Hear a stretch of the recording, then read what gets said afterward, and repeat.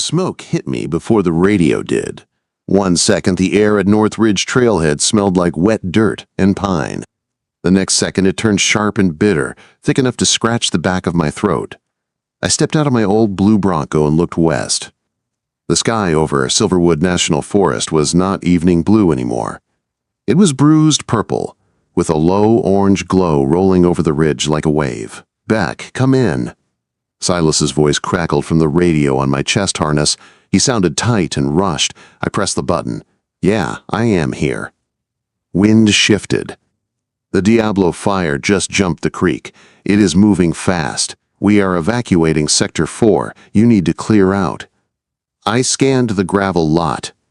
There were usually 5 or 6 cars up here at this time. Today there was only one. A silver sedan with rental plates. Engine cold. "Silas," I said. "I have a vehicle at Northridge Trailhead. Engine is cold. Someone is still on the mountain." He swore under his breath. "They better be running." "You have maybe an hour before that smoke drops visibility to nothing. Get out of there, Beck." "I am going in," I said. "Beckett," he snapped, using my full name, which he only did when he was scared. "Do not do this. Fire is not a game. We will send another team." "We do not have time," I said. I was already pulling my pack from the back seat. "Mark my GPS. If I am not back in an hour, start yelling." I did not wait for his answer. I checked my water, tightened the straps on my pack, and started up the trail at a run. The wind was stronger higher up, ripping through the pines like a freight train. Dead branches dropped around me. Ash floated in the air like gray snow. Every instinct I had from 6 years in search and rescue told me this was a bad idea. Fire moves faster than people think. It changes direction when the wind shifts. It does not care who you are. I ran anyway. The trail climbed in switchbacks through thick forest. My boots pounded the dirt. My lungs burned, but not from smoke yet. I did the math in my head. A calm hiker walks about 2 miles an hour. The scenic overlook was 3 miles out. If they were slow, or if they got scared when they smelled the smoke and left the trail, they were in real trouble. My chest tightened. A familiar memory flashed in my mind. A climber on Peak 7. A bad fall. A call that came too late. My hands on a harness that went slack. I shoved the memory down and pushed harder. The trees thinned near the old ranger kiosk above the main trail. The air looked hazy, like dirty glass. I rounded the last bend and saw the small cluster of buildings.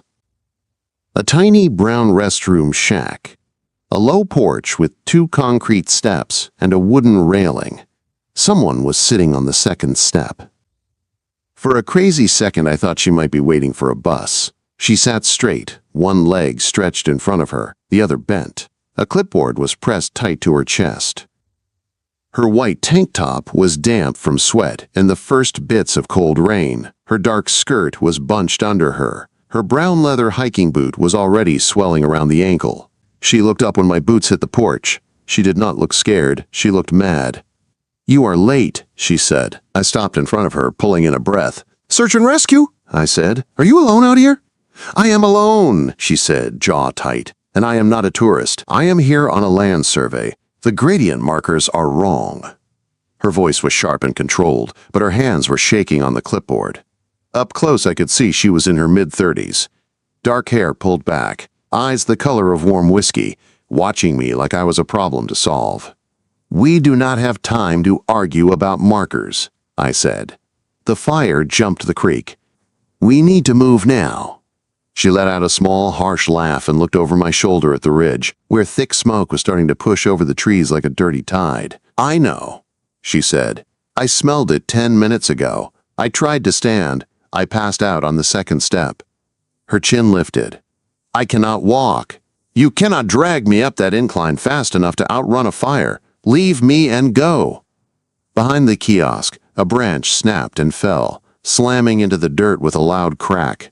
The wind gusted hot and sharp. Even with the light rain, the air felt like an oven door opening. "Leave you," I repeated, kneeling beside her. I checked her pulse at her neck. Her skin was cool and damp. Shock was coming in, slow but steady. "Go," she ordered. I have coordinates on my clipboard. You can radio them in if you have a spare unit. Let the fire crews know the path I took. Save yourself. She was talking about her own death like it was a line item on a report. Ma'am, I said, leaning in so she had to look right at me. I do not know how they do things in your city.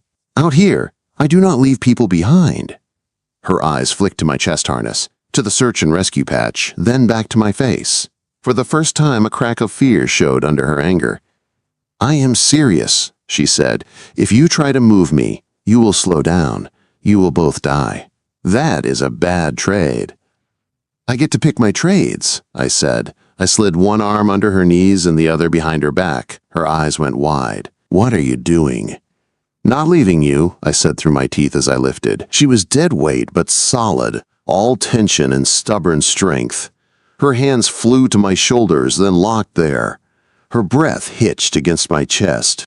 I said, leave me, she protested, but her fingers curled into the fabric of my gray shirt like she did not trust her own words.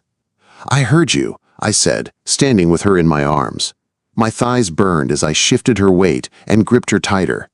The clock was ticking loud in my head. And I am sorry, but you do not get a vote. I am carrying you. For half a second, her whole body went stiff. Then slowly she relaxed against me. Her head settled near my shoulder. The scent of vanilla and rain cut through the smoke. Do not drop me, she whispered, the fight draining from her voice. Never, I said. And for the first time in 2 years, I let myself believe that I could keep that promise. I turned and started up the trail. The climb from the kiosk to the ridge was steep and slick. The rain mixed with ash and turned the dirt into gray soap. Every step I took with her in my arms was a test. My boots slipped, caught, slipped again. Her weight pressed against my chest and arms until every muscle trembled. She stayed quiet for the first few minutes, her arms looped around my neck. Her breath was warm against my collarbone. I could feel the tremor in her leg every time I shifted her. You are strong, she said finally. Her voice was softer now, closer to my ear. Job requirement, I grunted, stepping over a fallen log. What were you doing off trail, Elena? She had told me her name in one short breath while I adjusted my grip. The markers are clear. You ignored them? Quote, they were not clear, she snapped, some heat returning to her words. Someone moved the survey tags. I followed the orange flags, just like the map said. They led me straight to an unstable ridge. I slipped, twisted my ankle, and rolled. I thought I was going to go over the edge. Moved by who? I asked, breathing hard. Grant, she said, and the name came out like a curse.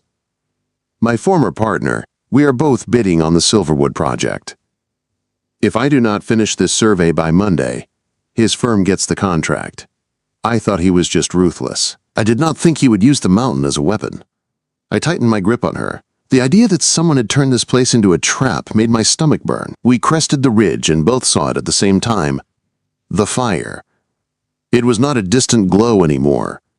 It was a wall of orange, rolling along the next slope, eating up dry brush and old pine. It snapped and roared, licking at the low clouds. Embers flew in the wind like angry fireflies. Beck, she said, her fingers digging into my shoulder. That is the main road, right? I looked down past the trees.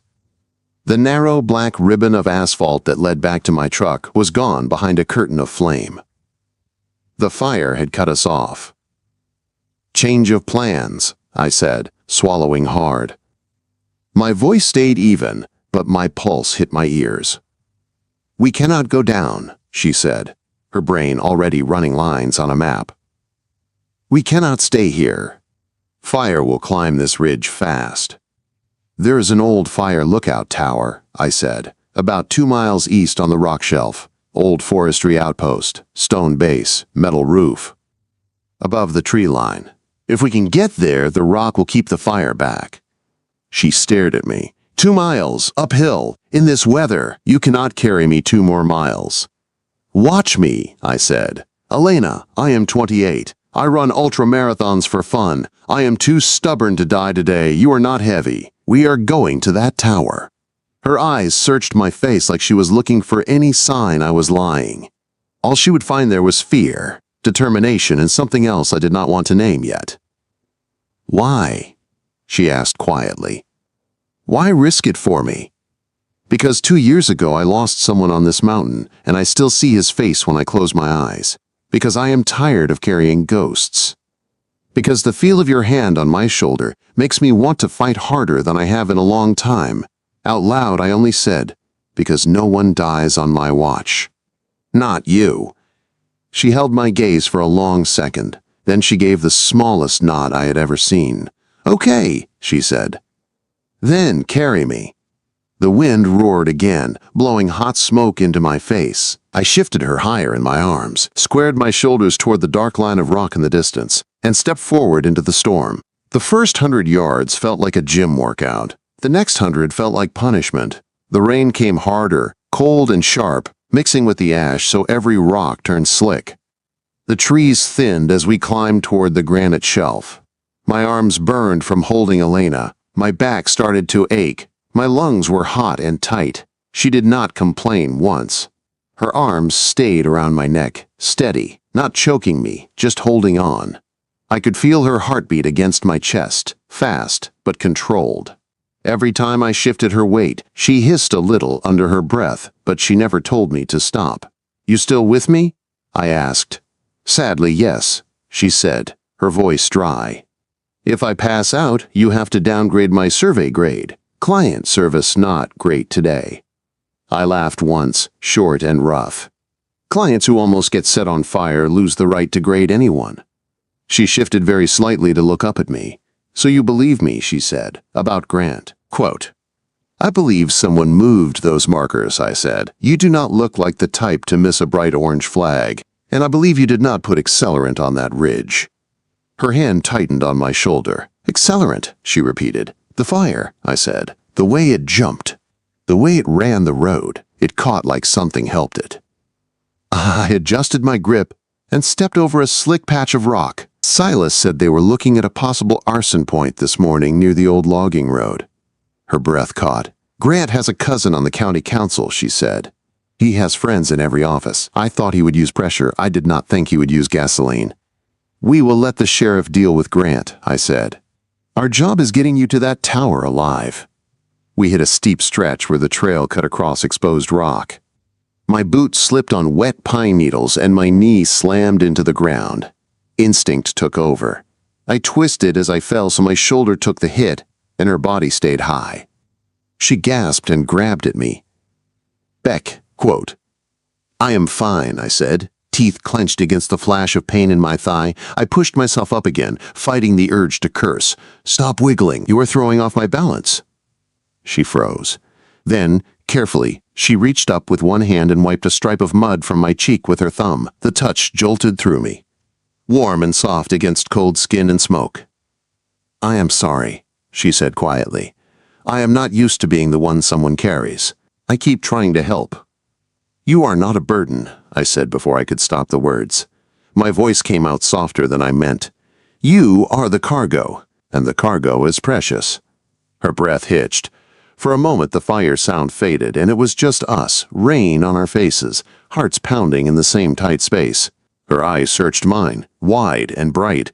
Then the wind roared again and snapped me back. "The tower," I said, nodding toward the ridge. "We are close." The lookout tower rose out of the smoke like something from another world, a metal box on tall legs, bolted into a rock base. The stairs were open grate. The structure shook in the wind but held. "It is beautiful," Elena said under her breath. "To you, maybe," I said. "To me, it looks like a night I am going to feel in my shoulders for a week." I shifted her weight and climbed. Each step rang under my boots. The wind hit the side of the tower and made the metal hum. At the top, I shoulder-shoved the old door. It stuck, then flew open with a groan. Inside was one square room. Dusty windows on all sides. A beaten cot in one corner. A small wood stove with no wood. A desk with an old map taped to it. It smelled like rust and paper and old smoke. I carried her straight to the cot and lowered her down as gently as I could. My arms shook, not from emotion this time, but from pure overload. "We made it," she whispered, leaning back against the wall. "For now," I said. Outside, the fire glowed all around the base of the mountain. The rock shelf and the tower were above the tree line. That was our shield. But the wind slammed the tower again, making the walls creak and the loose window latch rattle hard. "That latch is not going to hold," Elena said, already scanning the room like a job site. Even hurt, she was working. I tied the latch down with paracord from my pack and wedged a broken chair leg under the door handle. Simple fixes. The kind that worked when everything else was chaos. The radio on my chest crackled. "Beck, do you copy?" "I'm in the old lookout tower," I answered. "One civilian with me, female, mid-30s, ankle injury. Fire is circling the base, but the rock shelf is holding it back." Silas exhaled loud enough to buzz the speaker. "You idiot," he said, voice rough and relieved. "You actually made it." "Tower feels solid," I said. "We have air. We need time." "You will have it," he said. "Weather Service says the storm front is dropping snow. It might choke the fire line near you, but your temp is going to crater. You have to stay warm. The trucks cannot reach you until the road is cleared." I looked around at our supplies, my pack. A small first aid kit nailed to the wall, no blankets, no wood. "Copy," I said. "We will improvise." Quote. The radio battery light blinked red. I turned the volume down to save power and clipped it back to my vest. "Let me see the ankle," I said, kneeling in front of her. "Do not cut the boot," she said at once, reaching down. "These are Italian leather. They cost way too much." I stared up at her. "Elena, your ankle is the size of a grapefruit. If I try to pull that boot off, you will black out from the pain. The leather or the foot. Pick one." She hesitated, biting her lower lip. Then she let her hands fall away. "Fine," she said. "Kill the boot." I took out my knife and sliced through the laces, then down the side. When I peeled the leather away, she sucked in a breath and her hand clamped down on my shoulder. I felt her fingers dig into my muscle as the swollen joint came free. "Breathe," I said, keeping my voice low and calm, "in through your nose, out through your mouth."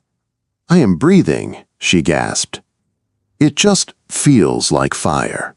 "Fire is outside," I said. "This is just a bad sprain, maybe a small fracture. I'm going to wrap it and brace it." Quote. I used gauze and a stiff piece of board from the broken chair to splint her ankle. Her hand stayed on my shoulder the whole time. When I glanced up, our faces were close. Her eyes were shiny, but she was not crying. She was just fighting. "No wood," I said, standing and scanning again. "It is going to freeze up here tonight." "I had a thermal blanket in my pack," she said. "Lost the pack when I fell, but my tablet case has a GPS tracker. It has the survey data and coordinates. If Grant still has access, he already knows where I am." "Good," I said. "Then the sheriff will have his trail too." She lifted her clipboard a little. "The data is in here." I recorded a voice note with the time, the slope, and the changed markers. "The sheriff will need this." "Then that stays with you," I said. I dug into my pack and pulled out my small emergency bivy sack, bright orange nylon meant for one person. I also took out the thin foil blanket rolled at the bottom. "You take the cot," I said. "I will take the floor." She frowned. "You carried me up a mountain. I am not making you sleep on cold wood while I take the bed." "You are the injured one," I said. "You get the cot." End of discussion. "I am not a casualty," she argued. Her eyes flashed. "I am a fully grown human who happens to have a messed up ankle." I stepped closer, close enough to feel her breath. The small room seemed to shrink. "You are my rescue subject," I said. "If I get hypothermia, I cannot carry you down when the road is clear. We both need to stay warm. We share the cot. One bag, body heat. That is the only plan that keeps us useful." She stared at me, her cheeks turned a faint pink that had nothing to do with windburn. She was trying to read my face, looking for any sign of anything wrong. All I had was exhaustion and the raw need to keep her alive. "Logic," she said finally, her voice softer. "Okay, we share." Night fell fast. The windows turned to black mirrors, reflecting the low orange glow of the fire below. Snow started to tap against the glass, soft at first, then harder, mixing with the wind. I heated water on my tiny camp stove and poured it into a freeze-dried meal pack. The smell of cheap beef stew filled the room. "Gourmet dining," I said, handing her the steaming metal cup. "Beef stroganoff, if the label is not lying." Her fingers brushed mine when she took it. Her hands were cold. "Thank you, Beck," she said quietly. She took a sip and made a face. "Okay, that is awful, but warm, so it works."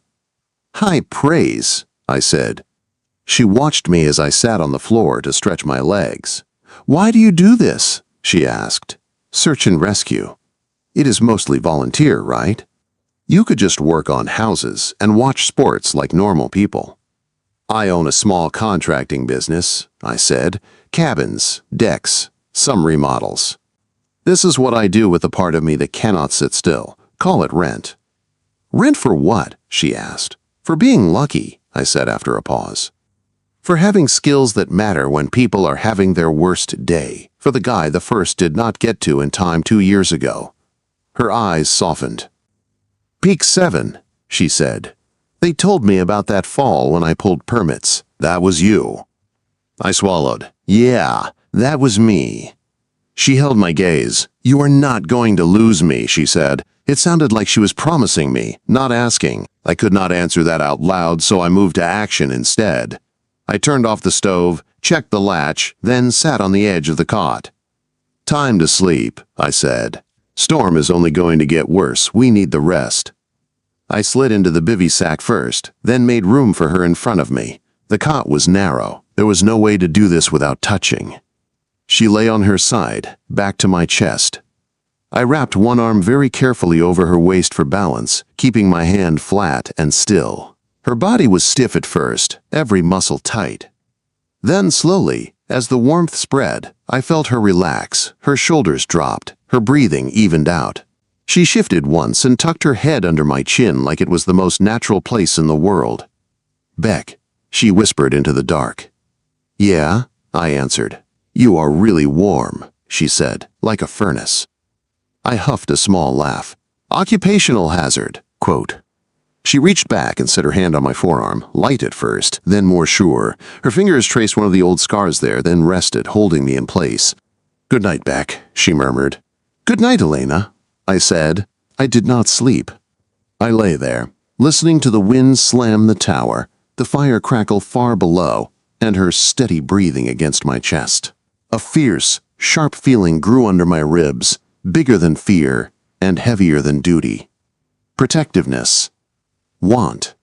Something that felt an awful lot like the start of falling for someone I had met less than a day ago, on a concrete step in the smoke. Outside, the world burned and froze at the same time. Inside that tiny tower, with her hand curled around my arm, I realized I did not just want her to survive this night. I wanted every morning after. When I opened my eyes, the world outside the windows was white. For a few seconds, I did not know where I was. All I felt was warmth at my chest and weight against my arm. Elena's head was tucked under my chin, her fingers fisted in the front of my shirt like she had held on all night. Then the tower creaked, the wind howled, and it all came back. Fire, smoke, the climb, the tower. I tried to move without waking her. It did not work. She stirred and winced as her injured ankle shifted. "Sorry," I said softly. "Didn't mean to jostle you." "It is okay," she murmured, voice rough from sleep. "Honestly, this is the best sleep I have had in months." She blinked, then looked at the window. "Is that snow?" I sat up slowly, pulling free from the bivy sack, and went to the nearest pane. A thick blanket of heavy, wet snow covered the rock shelf and clung to the metal supports. Down below, the fire was still smoking and glowing in places, but the nearest flames were choked out. "Snow saved us," I said. "At least from the fire." "Is this the part where you tell me we have a new problem?" she asked. Yeah, I said, cold. And getting off this mountain. The radio crackled on my chest, loud in the small room. Beck, do you copy? I grabbed it. I am here, Silas. Thank God, he said. Listen, the storm front hit harder than they thought. You have a window of maybe a few hours. After that, they are calling for blizzard conditions. You stay up there past that, you might be stuck 3 days. I looked back at Elena. She was trying to sit up, her jaw clenched as she moved her leg. Copy, I said. What about the fire line? Snow knocked it down near the ridge, he said. Road is still messed up, but rescue teams are working their way toward the trailhead. One more thing. His voice shifted, got darker. Sheriff found your truck, and another car near the access road, Grant Miller. Elena's head snapped up. Grant? He says he came up to look for his partner, Silas said. Problem is, the boys also found accelerant near your survey markers and a cut gate on the private logging road. Fire did not jump the creek on its own. Someone gave it a path. Cold slid through my chest that had nothing to do with snow. It was him, Elena whispered. He tried to burn me out. My hand tightened around the radio. Sheriff have him in custody? I asked. Not yet, Silas answered. He talked his way past the first deputy and went to help search. They're trying to lock down the area.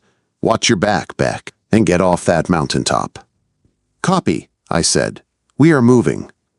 I clicked off and went back to Elena. Her face was pale, but her eyes were steady. He did this, she said. He moved the tags. He set the path. He knew I would follow the survey line. And now he knows where your tablet is, I said, because of the GPS tracking. And that leads him to me, she finished. I crouched in front of her, resting my hands on my knees. Listen to me. The sheriff has evidence now. Your data, their accelerant, the cut gate. He will not get away with this. But first, we have to get you down to them. I need you focused on walking, not on him. She swallowed, then nodded. Okay, what is the plan? Carrying you on my arms like yesterday is not safe on this snow, I said. I can't see the rocks under it. If I go down, we both go down. I am going to make you a crutch, and I will take as much of your weight as I can. Quote. I broke the old mop handle in the corner and patted the top with a strip of cloth from my spare shirt. Then I helped her sit on the edge of the cot and eased her foot to the floor. Ready? I asked. No, she said honestly. But let us do it anyway. I slid an arm around her waist, careful of her casted ankle, and stood with her. She gripped the crutch with one hand and my forearm with the other. Her fingers dug in hard, not in panic, but like she was anchoring herself. We took the first steps together. One hop, one slide. Step, slide, step, slide, I said quietly, setting a rhythm. By the time we made it down the tower stairs and onto the rock, both of us were sweating despite the cold. Snow came down in thick flakes, cutting our visibility to maybe 30 feet. We worked our way toward the tree line. This is steep, Beck, Elena said, breathing hard. I know, I answered. We are taking it slow. I have you. We had just reached the cover of burnt trees when a shape stepped out from behind a charred trunk. A man in a dark parka, rifle held loose at his side, snow on his hood. Elena, he called, voice bright with fake relief. Thank God I found you. She froze, her body going rigid under my arm. Grant. I shifted instantly, putting myself between them, my body blocking her from his view. Back up, I said, my voice flat and hard. You need to walk away right now. He lifted his free hand like I was overreacting. Easy, man. I heard the SAR calls on the scanner. He held up his phone. On the screen, I saw a map with a blinking dot. Her tablet signal led me straight here. I am just trying to help. The sheriff wants to talk to you about that fire, I said. You can help him. A flicker of something mean slid across his face and vanished. This is all a misunderstanding, he said, eyes sliding past me to Elena. Right, Elle. You know how it is. Everyone loves a villain. We can fix this. Just give me the survey data. I will take it down. You can stay here and wait for the chopper. The data stays with me, she said. Her voice shook, but she did not step out from behind me. You tried to kill me, Grant. He laughed once, sharp. Kill you? You are being dramatic. I just needed the project. You always make things personal. He raised the rifle a little. He was not aiming at us yet, but the message was clear. I did not think. "Helena, get down!" I barked. I lunged forward, my hand grabbing the barrel and shoving it aside as I slammed my shoulder into his chest. The impact knocked him backward into the snow. The rifle flew from his hand and skidded toward the edge of the slope. He wheezed, trying to draw breath. I kicked the rifle hard, sending it over the embankment to disappear into the ravine. "Stay down," I growled. For 1 second he listened. Then the ground betrayed us. Under all that pretty white snow, the earth was still soft from the fire and the rain. The edge of the slope gave way with a sick, wet crack. "Back!" Helena yelled. I spun, just in time to see the snow under her crutch collapse. Her injured leg gave out and she slid sideways toward the drop. The world narrowed to her face and the sudden empty space under her. "Elena!"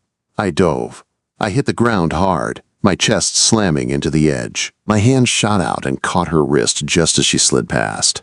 Her body hung over a 10-foot fall into a rocky creek bed, her hair brushing the air. Pain ripped through my shoulder as all her weight jerked on my arm. My boots dug into mud and roots, searching for something solid. "Let go!" she gasped, looking at the drop below. "You are going to fall too. I told you to leave me." "I am not dropping you," I said. My teeth were clenched so hard my jaw hurt. "I am not losing you."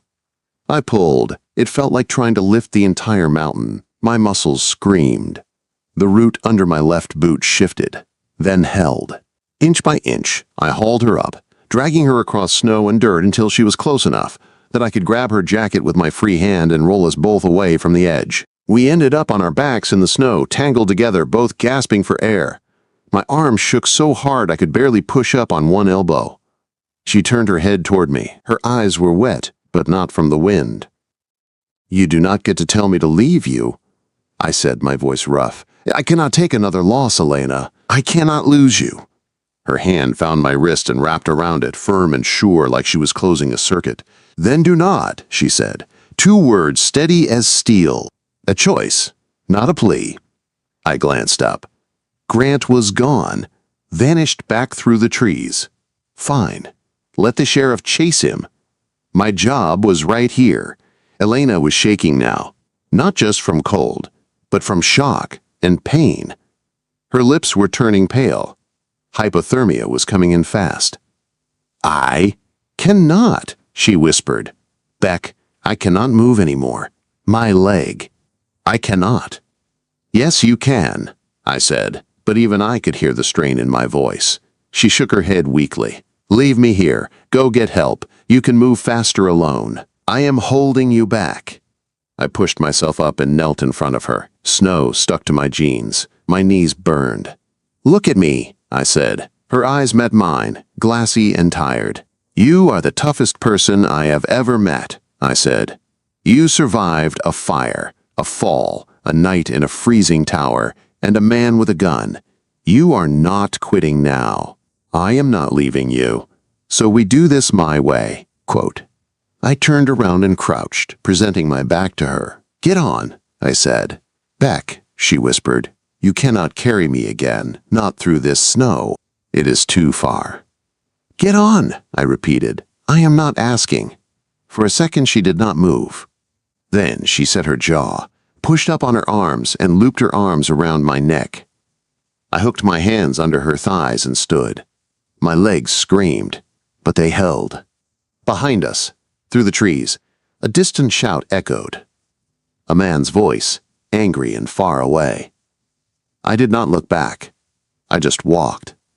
The last mile felt like walking through a bad dream. The snow was almost to my knees in some places. My legs went numb. My shoulders burned. Elena's heartbeat thudded faintly against my back through my jacket. "Do not let me go," she mumbled once, half asleep from exhaustion. "I have you," I rasped, my throat raw. "Always." I focused on the sound of my own boots. Left, right, left, right. Carry her. Carry her. The trees finally thinned. We broke out of the forest into a clearing near the lower access road. Red and blue lights flashed through the snow. An ambulance, a fire truck. Silas running toward us, his orange jacket bright against the white. "I have her!" I shouted, my voice cracking. "I have her!" I did not stop until I reached the stretcher. My legs finally gave up, and I dropped to one knee as I lowered her down. Hands rushed in, medics, a blanket, an oxygen mask. "Beck," Silas said, grabbing my shoulders, "let go. They have her now." I tried to unclench my fingers from her jacket and could not. It took real effort to peel them away. As the medics worked, Elena reached out blindly. "Beck," she whispered. I grabbed her hand. "I am here," I said. "The clipboard," she breathed. "The survey." I dug into my jacket and pulled out the waterproof pouch with her data and voice note. I held it up. "I have it," I said. "It is safe." "You are safe," she corrected, trying to smile under the mask. Then her eyes rolled back. The medic said something about vitals, and the ambulance doors slammed shut between us. The siren wailed as it pulled away, carrying her down the mountain. Snow swirled around me in the flashing lights. My arms felt empty and heavy at the same time.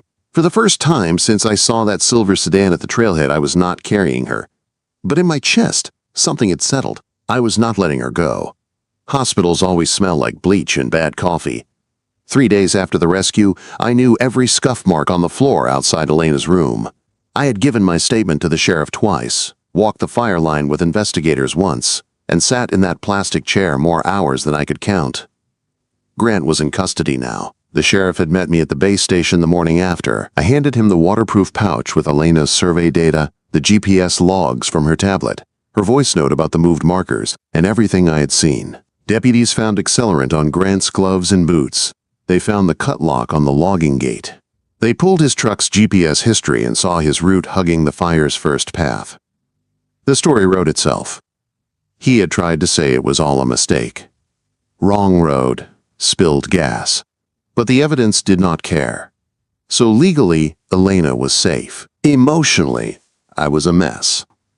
Every time I closed my eyes, I saw her hanging over that drop, or shivering in my arms in the tower, or going very still on the gurney as the ambulance doors closed. I told myself I had done my job. I told myself she was a client, a rescue subject, a smart city woman with a big career and big plans. I also knew the way her hand had held my wrist when she said, "Then don't." A nurse opened the door to her room and leaned out. "Mr. Vance?" she asked. I stood so fast the chair squeaked. "Yeah?" "She is asking for you," the nurse said, smiling a little. "She has been asking for you for an hour. She is very stubborn." "Yeah," I said, a surprised laugh getting stuck in my throat. "I know." I walked in. Elena was propped up against white pillows, her left leg in a cast, elevated. Her hair was clean and brushed, falling over her shoulders. Her face looked a little smaller without the smoke and dirt, but her eyes were the same, sharp, watching me. "You were leaving," she said.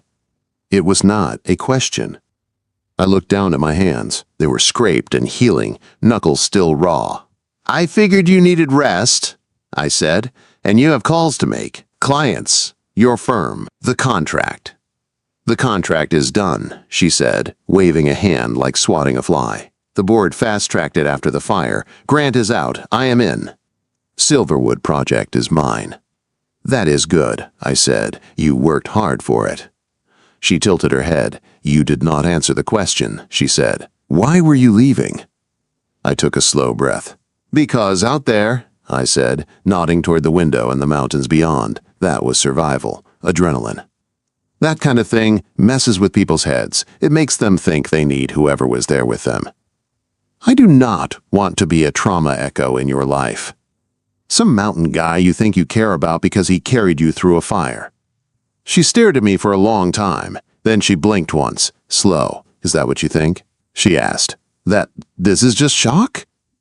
"You are 36, I said. The words felt clumsy in my mouth. "You live in a penthouse in the city. You run a firm." "I am 28. I live in an A-frame with a leaky roof and a dog that hates everyone but me. Our lives are not exactly in the same tax bracket." And you carried me 4 miles through a blizzard, she said evenly. You stood between me and a gun. You made sure my data survived when I was half out of my mind. You wrapped my ankle, shared your food, shared your warmth, and refused to drop me when the ground was literally crumbling under us.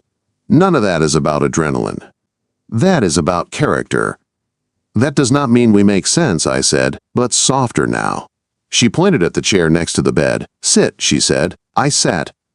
She studied my face, her eyes moving over every line like they were reading a map. Do you want to walk out of here and never see me again? She asked. The question hit me in the chest. No, I said. It came out before I could stop it. Good, she said, because I do not want that either. Silence settled for a moment. The beep of a monitor down the hall, a distant cart rolling by, my heart pounding in my ears. I do not know how to do this, I admitted. Rescue is easy. There are rules. You assess, you stabilize, you carry. Feelings are messy. There are no standard operating procedures. Her mouth curved. We can write our own, she said. I am good with contracts, remember? I huffed out a laugh. You want to draw up a relationship contract? Not in legal language, she said. In human language. She held up her hand, counting on her fingers. Rule 1, she said. We tell the truth, even when it is uncomfortable. Rule 2. We do not run from hard things. We face them together. Rule 3. If one of us says, I am not okay, the other one listens. No ego, no pretending. She dropped her hand. You got any to add, Mountain Man? Rule 4, I said slowly. If you ever tell me to leave you again, I ignore it. Her eyes softened. Deal. Rule 5, I added. If you ever want to stop this, you say it, out loud, and I listen. Deal, she said again. Consent goes both ways. We sat there, looking at each other. Something eased under my ribs, like a tight knot slowly letting go. Beck, she said quietly. Do you want this? Me, not the story, not the fire. Me in your life, in your town. In your messy, leaky A-frame. I swallowed hard. Yeah, I said. I do more than I thought I would ever want anything again. Her eyes shone. Good, she said. Then we start there. 2 weeks later, I was on my roof fixing that same damn shingle when I heard a car pull into my driveway. Not a pickup, not a Ranger truck. A sleek silver sedan. I climbed down the ladder, heart already racing. Elena got out, maneuvering herself with crutches onto the gravel. Her cast was smaller now, a walking boot. She wore a long dark coat, hair loose around her shoulders, and rugged boots instead of heels. You are lost, I called, trying to sound calm. City is that way. She smiled, not the tight professional smile I had seen in her early, a softer one, a smile that belonged to just us. I am not lost, she said. I am surveying. I walked toward her. Surveying what? She pulled a folded paper from her coat pocket and held it out. I took it. It was a contract. Title, Silverwood Community Center. Client, Elena Reyes and Associates. Lead contractor, Vance Construction. I thought your firm was in the city, I said. It is, she said, but I can run it from anywhere. I realized in the hospital that I do not want my life to be all glass towers and boardrooms. This town needs a new community center. And there is a contractor here who understands this land better than anyone. I stared at the paper, then at her. I do not do commercial, I said. I do cabins, decks, small jobs. You carried a very difficult woman down a mountain, she said. You can handle a few subcontractors. She let the professional act drop completely then. Her eyes met mine, open and a little scared. I do not want to go back to the city without you, she said. It is cold there. It is cold here, too, I pointed out, stepping closer. I know, she said, her voice soft. But you have a furnace setting. I laughed, the sound breaking something quiet and hard inside me. I stepped right in front of her and reached out, careful of her balance. Careful, she warned. I am still breakable. I know, I said. That is why I will hold you. Quote. I slid my hands to her waist. She let her crutches fall into the snow, trusting me to keep her up. Her hands came to rest on my chest, fingers curling into my shirt just like they had on the mountain. "I am not leaving you," she said, echoing my words from that first day. "Good," I said, "because I am not planning on letting you go." I waited one heartbeat, watching her eyes, giving her the chance to say no. She gave a tiny nod instead and tugged me down by the collar. I kissed her. Not with fire roaring around us, not with life or death adrenaline. Just with steady, grounded certainty. It was slow and warm, her lips soft against mine, her hands clutching my shirt like she never wanted to be anywhere else. When we finally pulled apart, she rested her forehead against my chest, breathing out. The mountains rose behind my cabin, still scarred from the fire. Black trunks, bare slopes. But here and there, bright green shoots pushed through the ash, stubborn and alive. I looked at them and something in me matched their rhythm. "Come inside," I said, shifting my grip and scooping her up into my arms like it was the easiest thing in the world. She laughed, protesting half-heartedly. "I can walk now," she said. "I know," I answered, nudging the door open with my boot. "But I like carrying you." She looped her arms around my neck and laid her head against my shoulder, just like she had on that burning mountain.